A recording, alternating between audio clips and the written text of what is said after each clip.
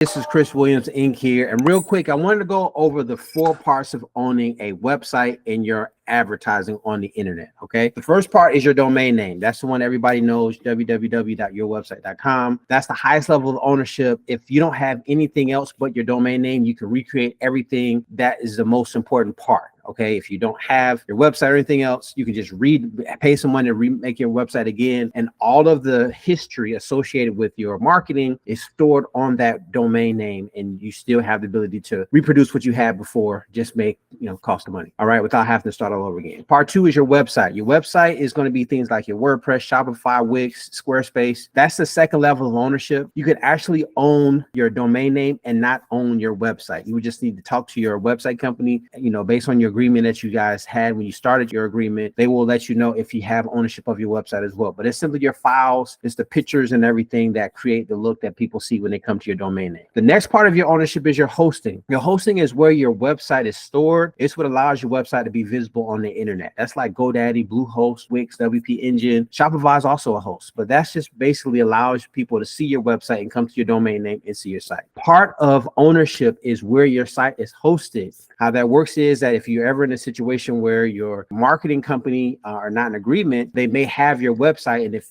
they choose to not give it to you, the only way you can get your website back would be to take legal action. So part of having ownership would be where your website is hosted, and having that spelled out in your agreement initially is very important so that you know who owns your website. Okay. But it's just simply where your site is located. And last but not least is your marketing. The part about your marketing, things like pay-per-click, SEO, TV, commercial, radio. A lot of times we don't talk about marketing in this ownership in this aspect because typically it's understood. But when you're talking about someone managing your pay-per-click, there's your data that associated with the keywords that people search, the amount of click-throughs and that kind of data. There's a person that owns that, and that's based on the marketing companies and your agreement at the beginning. It's important to have that discussion, as well as your SEO. All the websites that link back to you and the data that's stored off of your website is important. And TV commercials and radio is usually obvious because once you stop paying them, their audience has no longer exposure to you. But just having understanding of where your ownership lies and where your marketing is controlled is important. Love to have this discussion. If you have any questions, please share. Talk to you soon.